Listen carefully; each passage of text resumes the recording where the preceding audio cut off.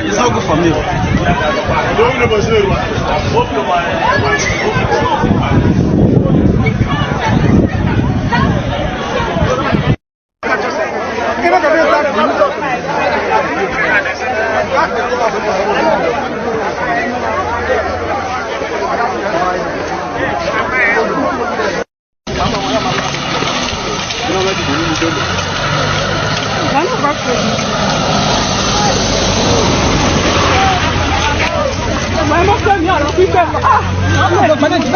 Jesus.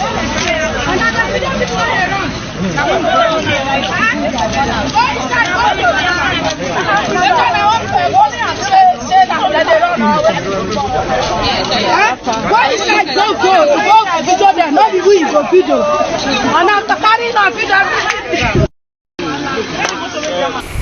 Persons from this state, particularly one Judge Turner, is threatening the peace of this state. And recently there is a Facebook report with his own number that he is going to host the Minister of FCT in Tombia roundabout in Bayelsa. The minister is not from Bayelsa State. This is not FCT. This is Bayelsa State. All service commanders should be at alert. That meeting must not take place in Bayelsa State. He can host his minister anywhere outside Bayelsa State. And I direct further that no public place, no public school, no public place, infrastructure should be used by anybody except by the approval of the state government. Every public facility in this state owned by the Bayelsa State government, nobody can use it except with the express approval of the Bayelsa State government. And nobody should import and export insecurity in their states to Bayelsa State. And so service commanders, you are put on alert that any of such gatherings should not and will not hold in Bayelsa State. There is a government in place here, and this government and the security agencies have worked tirelessly to keep the peace of this state. If somebody cannot take care of their state, they shouldn't import it to where we have peace. Having listened to the governor, I think there are so many angles to this.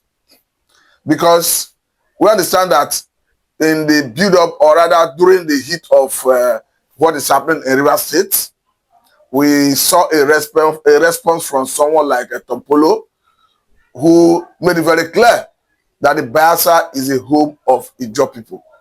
It's not just until he made that known, we all know that Bayelsa is Ijaw State.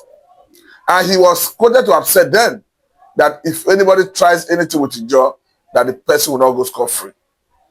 Though it is not clear whether whatever angle the disruption of the rally came from, because we understand that Tompolo himself is a close ally of the president, talking about Senator Ahmed Bola Tinubu. But one thing is clear, that the government made it very clear that people should not import the insecurity in their state to Bayelsa State.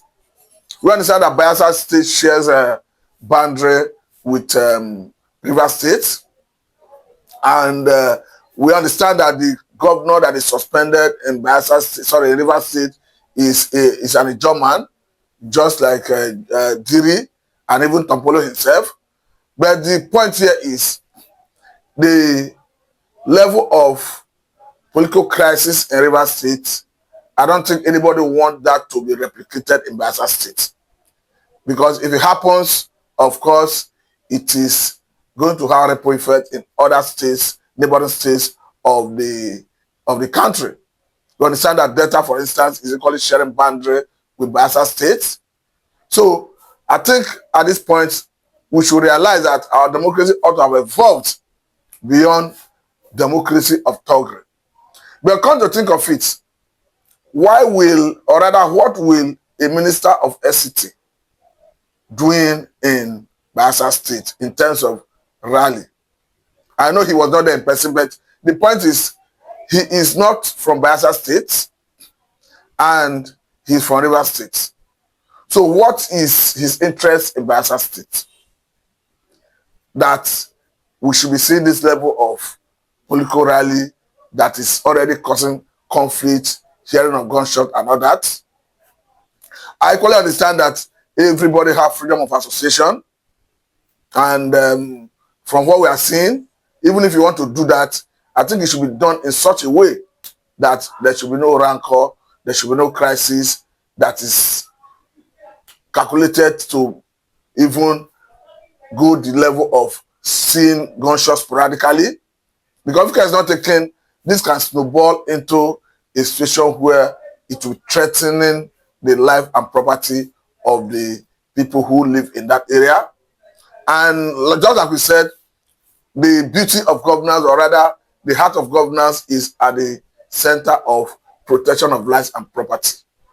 So if the very life and property of the people that ought to be protected is threatening, then the whole essence of democracy, the whole essence of governance have been defeated. It is on that note, we are even charging the authorities, particularly the security agencies that have the responsibility to protect lives and property, to always be proactive. To be proactive is to forestall such and nip it in the bud. Of course, it shouldn't have happened in the first place if the security agencies are proactive and on top of the game. Once there is a threat to a gathering, I think the onus lies on the police, particularly, to ensure that they do enough diligence, surveillance, and to make the environment safe. Because the issue of safety of life and property is very cardinal. One, as humans, we don't have what it takes to create life, and such life should not be taken when it is avoidable. It can be avoidable because the police have the mandate to protect lives and property. Let me say very much thank you for your time. This is Salah Media.